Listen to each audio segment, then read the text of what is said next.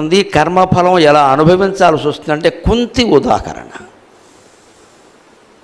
కుంతి స్వయంగా వెళ్ళి ఏ మొహం పెట్టుకుని వెళ్ళిందో తెలియదండి. దయా దాక్షిణ్యం లేకుండా తనకి వివాహం కాదేమో, రాచరికంలో బయటపడిపోతుందేమో, 10 మందిలో అల్లరైపోతానేమో అని పుట్టిన బిడ్డని, ఇంకా కళ్ళు తెరవని బిడ్డని పాలు కావాలమ్మా అని అడగడం కూడా చేతకాని బిడ్డను నీటిపాలు చేసింది ఈ తల్లి.